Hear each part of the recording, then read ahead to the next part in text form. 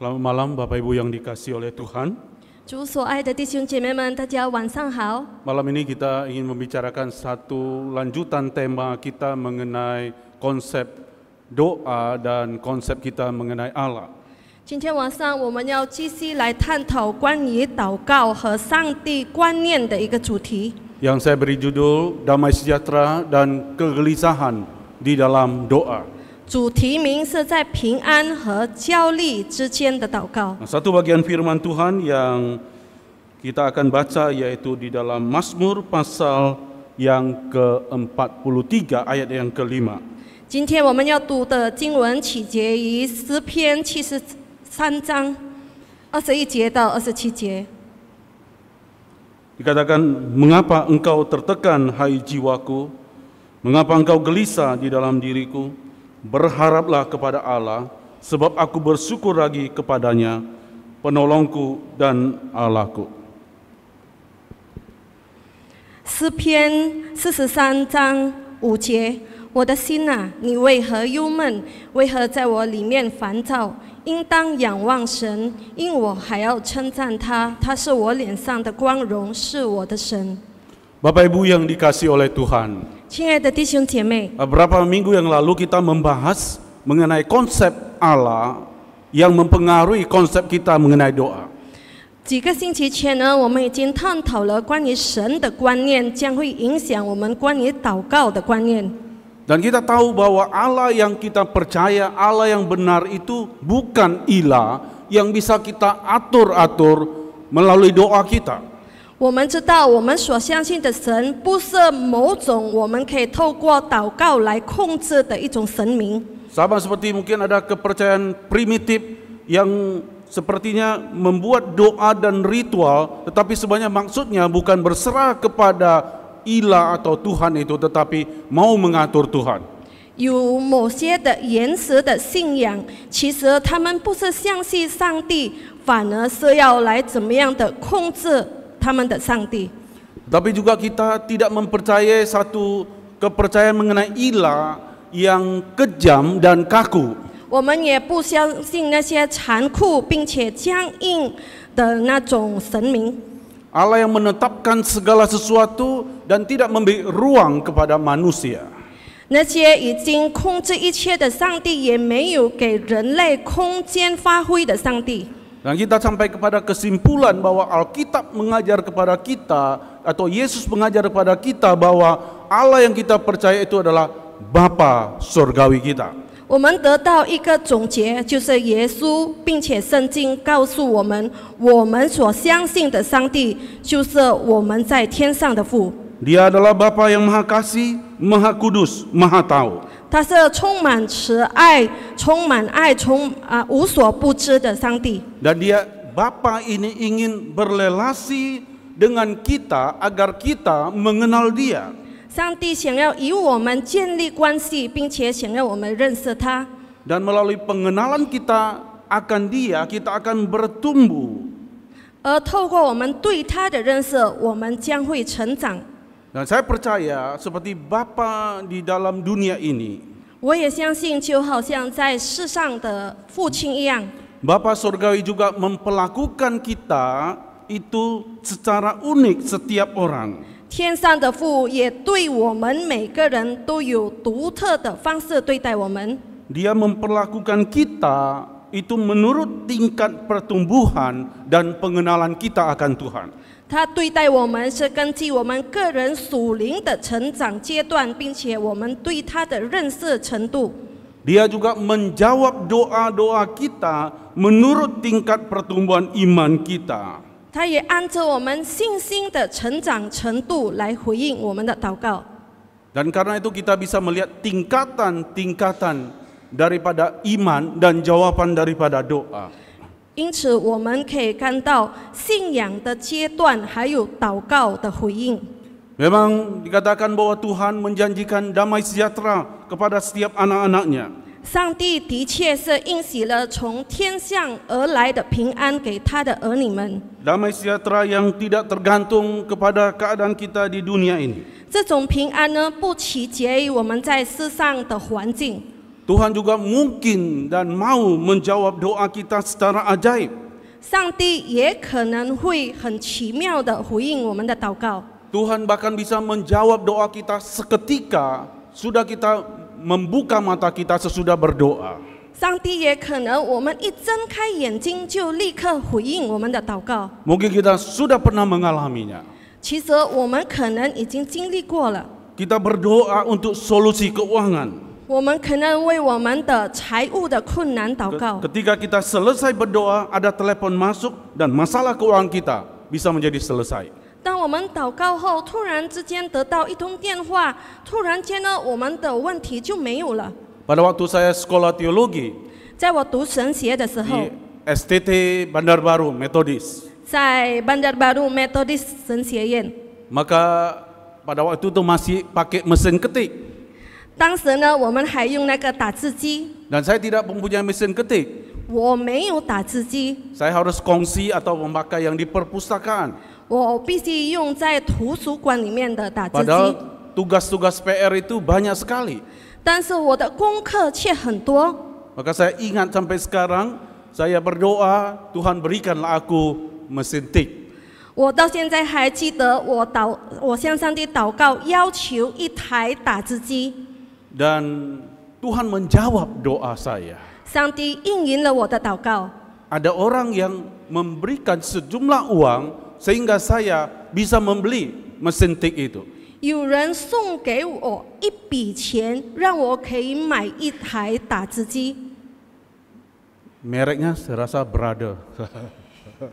它的牌子是什么？ Dan kalau tidak salah masih saya simpan sampai sekarang. 到现在我都存得很好， Sebagai bukti jawaban Tuhan atas doa-doa saya. 作为上帝应允我祷告的证据。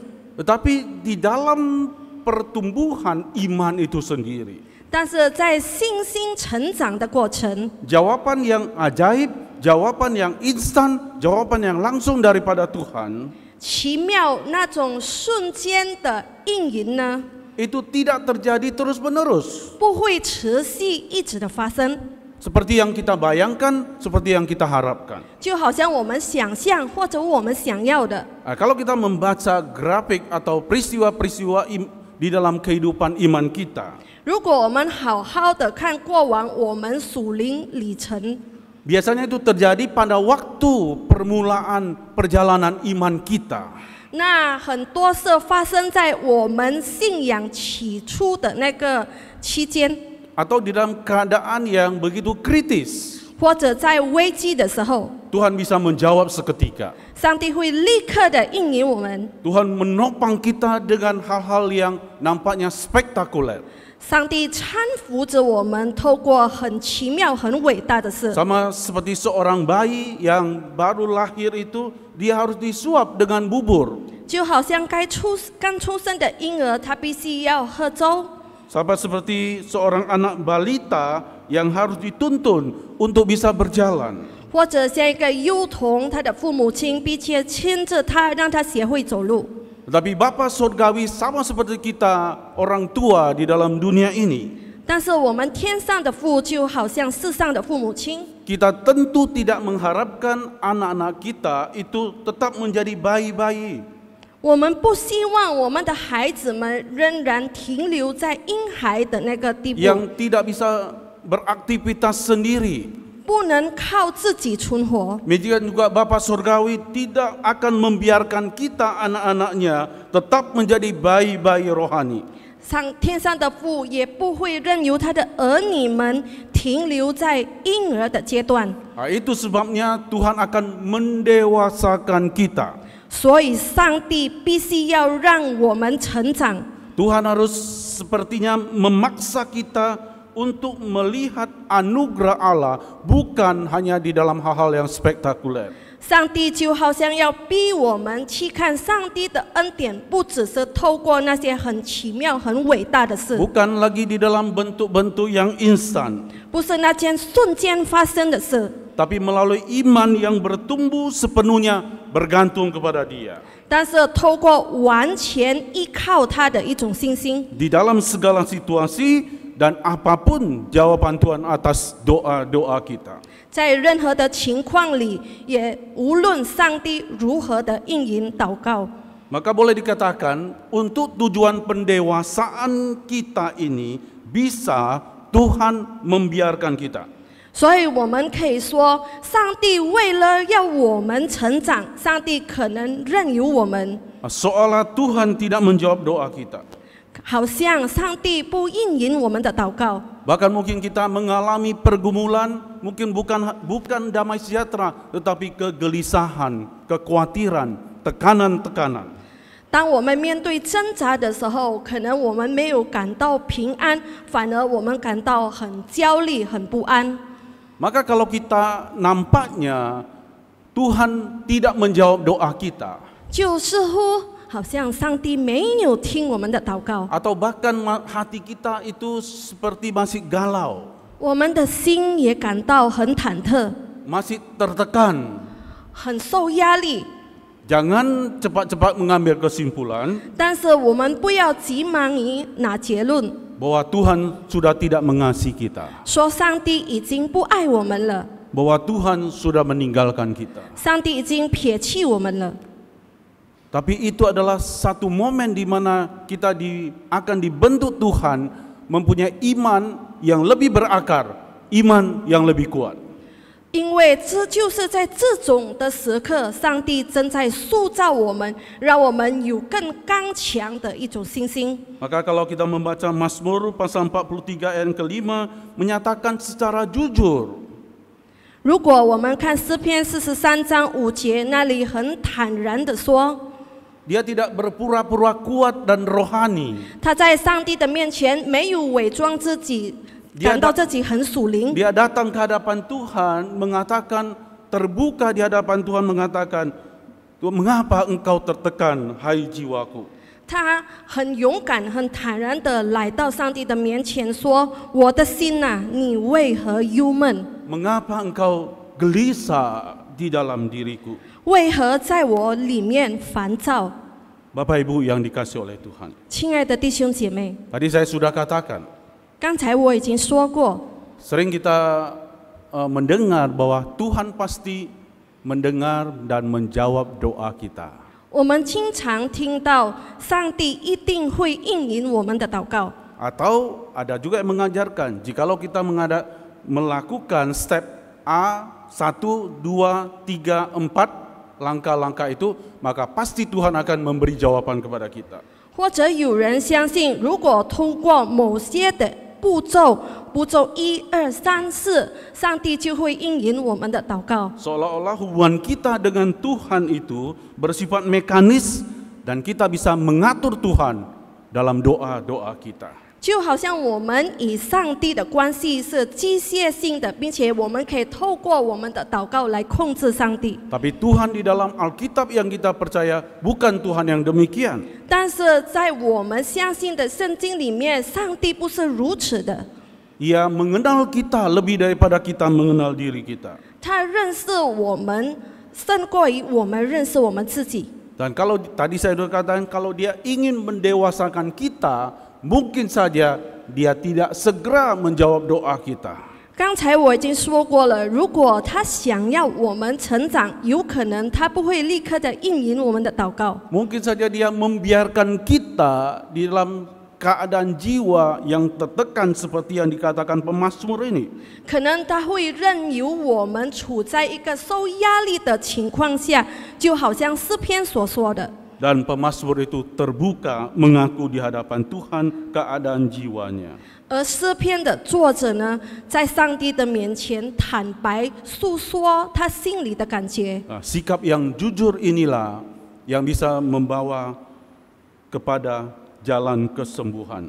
这种坦白、坦然无惧的心态，可以带来医治。 Seorang bisa dipulihkan 一个人可以得到医治， jikalau dia menyadari dan mengakui bahwa memang jiwanya sedang bermasalah.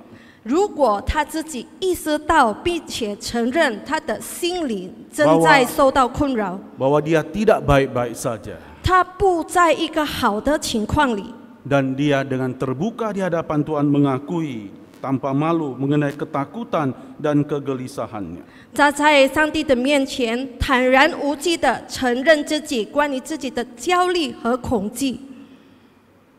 Yesus Kristus sendiri Tuhan kita itu juga pernah menyatakan pergumulannya yang begitu berat di Taman Getsemani. 主耶稣基督也曾经在客西马尼园坦白地表露自己的挣扎。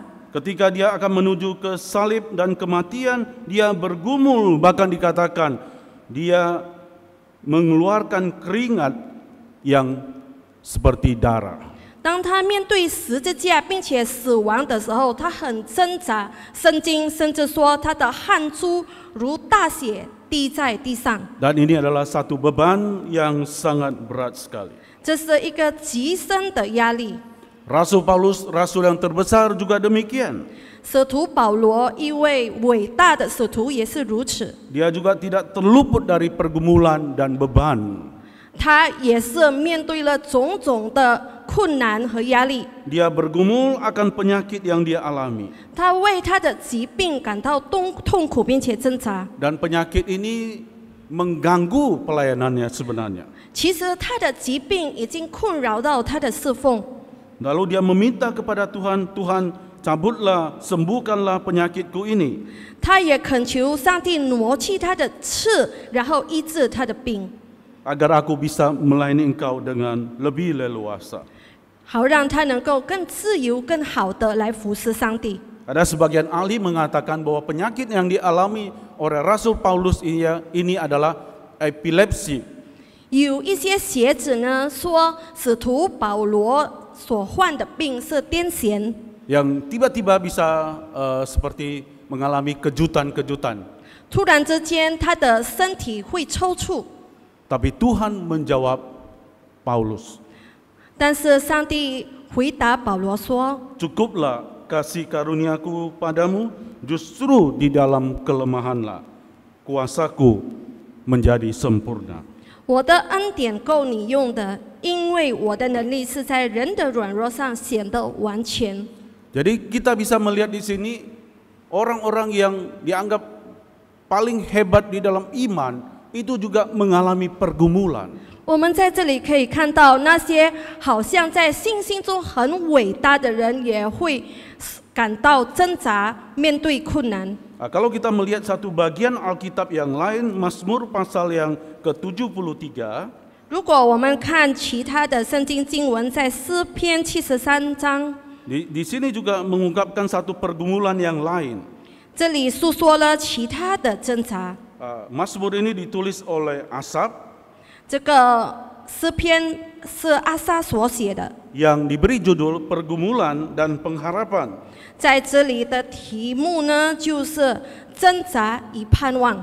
Di sini dia mempertanyakan, 在这里，他有一个疑问： mengapa orang yang jahat itu kok nampaknya enak, nampaknya lancar, nampaknya menerima segala berkat-berkat?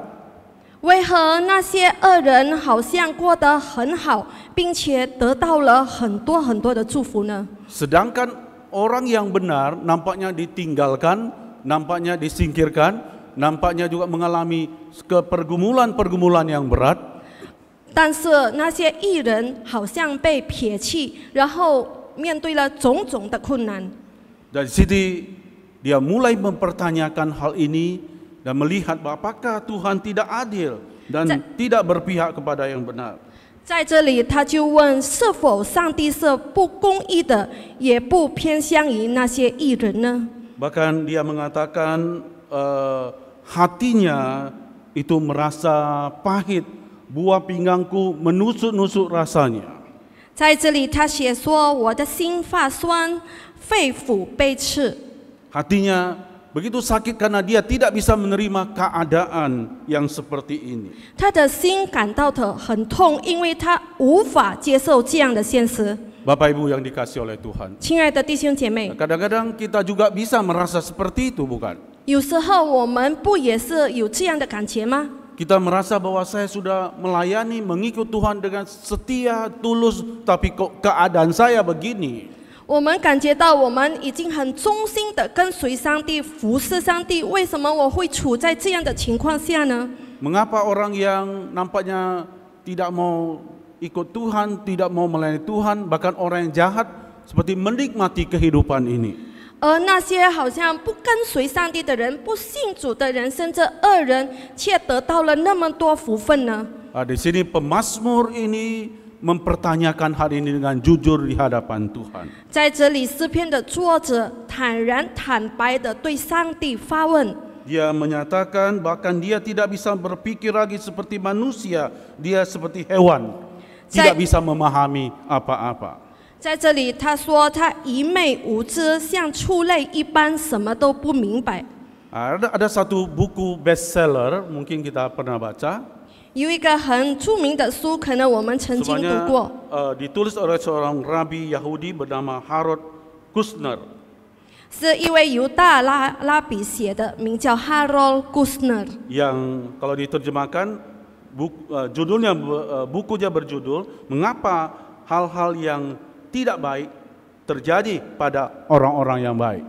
他的书名是为什么好人会遭遇坏事呢？ Di dalam buku ini dia menganalisa pertanyaan mengapa penderitaan itu terjadi dan mengapa itu menimpa kepada orang-orang yang baik. 在这本书上，他疑问一个问题，就是为什么苦难会发生，甚至发生在义人的身上呢？ Lalu dia mengambil satu kesimpulan 然后他得到了一个总结， bahwa sebenarnya penderitaan itu pertama tidak boleh dipandang sebagai hukuman dari Tuhan. 第一，就是我们不可以把苦难看成从上帝而来的惩罚， Tetapi itu adalah realita kehidupan manusia. 而我们要把它视为人类在这个世界上的现实情况。 Dia juga mengambil kesimpulan lain bahwa Tuhan itu bukan sumber dari kejahatan dan penderitaan manusia. 他另一个总结呢，就是说上帝不是邪恶的根源。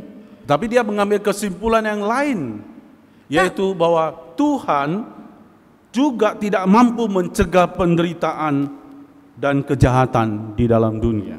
但是他有另一个总结，就是他说，上帝也无法阻止世上的苦难和邪恶。 Tuhan hanya bisa menghibur kita di dalam penderitaan.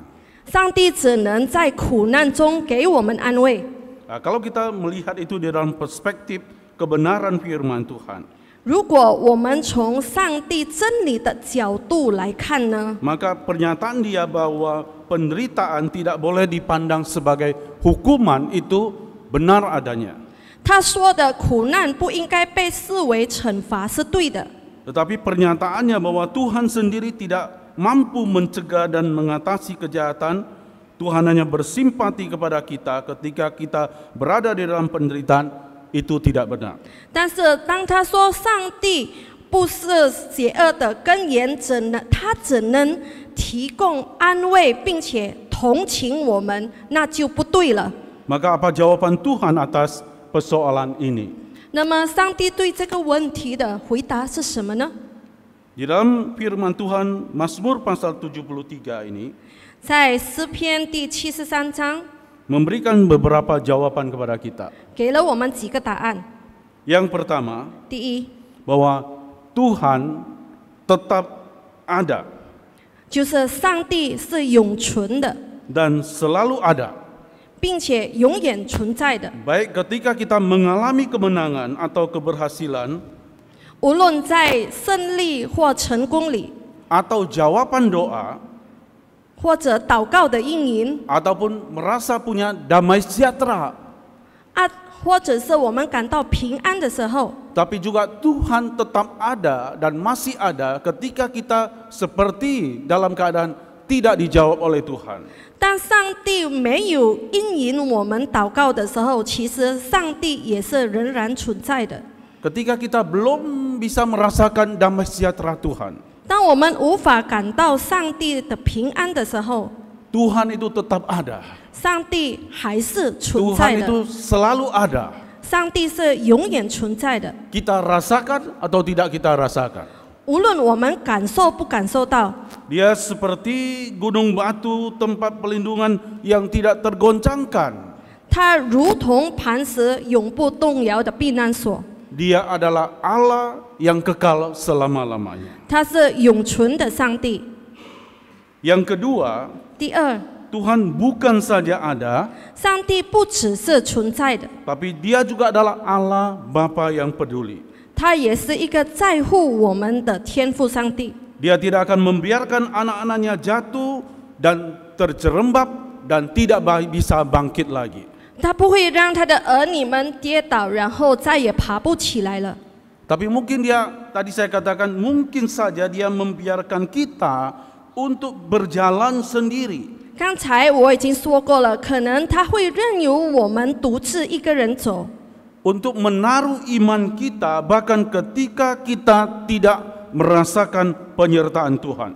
是为了要操练我们的信心。这也是当我们没有感受到他的存在的时候。 Inilah yang dikatakan pemazmur ini, hatiku begitu sakit, aku tidak mengerti keadaanku, tetapi aku tetap di dekatmu. 这就是诗篇的作者所写的，他的心很痛，他不明白，但是他深知道上帝是与他同在的。 Itulah satu jenis iman penyerahan yang lebih tinggi dan lebih kuat yang seharusnya semua kita akan menuju ke sana. 这是一个更高尚、更坚强的一个信心，我们每个人必须向往那种的信心。 Adalah mudah kita mengatakan haleluya ketika Tuhan menjawab segala doa dan keinginan kita. 当上帝应允我们的祷告和要求的时候，我们说哈利路亚是很容易的。 Tapi ketika kita masih bisa memuji Tuhan, bersyukur pada Tuhan, ketika keadaan seperti di dalam hal yang tidak baik, seperti yang tidak kita harapkan. 但是当我们面对痛苦、苦难或者我们不想的情况下的时候，我们是否还能够感恩、感谢上帝呢？ Maka di situ sebenarnya kita mempunyai iman yang tidak tergoyahkan. 在这里，我们必须要有那种坚固、不动摇的信心。 Jadi katakan Tuhan itu ada, Tuhan itu peduli. 在这里说，上帝是存在的，上帝是在乎的， Dan Tuhan pada waktunya akan bertindak. 上帝也会按照他的时间行事。 Nah, kalau Tuhan bertindak, maka keadaan yang nampaknya tidak ada harapan akan menjadi satu harapan. 上帝一旦动工呢，看似绝望的处境，也能转换成坚定的盼望。 Pemazmur mengatakan dalam ayat 73 ayat 17, sampai aku masuk ke tempat kudus-Mu ya Allah, dan aku memperhatikan kesudahan mereka yang jahat. 诗篇的作者在诗篇73章17节说：“等我进了神的圣所，思想他们的结局。” Ketika Tuhan bertindak, 当上帝动工的时候， maka kesombongan, kejayaan musuh-musuh Allah itu akan runtuh dalam sekejap. 那么上帝敌人的骄傲和荣耀将在瞬间中倒塌。 Kesudahan mereka yang melawan Tuhan adalah kehancuran dan kekalahan. 抵挡上帝的人的结局就是毁灭和失败。 Pemazmur mengatakan tidak ada yang bisa melawan Tuhan dan kehendaknya. 诗篇的作者说：“没有任何人可以违背上帝和上帝的旨意。” Mereka yang melawan Tuhan adalah orang yang berjalan seperti berjalan di jalan yang licin, tiba-tiba mereka terjatuh dan tidak bisa bangkit lagi. 违背上帝的人走在滑地上，终将忽然跌倒，无法再起。 Bapak Ibu yang dikasihi oleh Tuhan. 亲爱的弟兄姐妹， Mari kita bergerak daripada iman yang melihat hal-hal yang spektakuler kepada iman yang berharap dan percaya kepada sifat daripada Allah itu sendiri.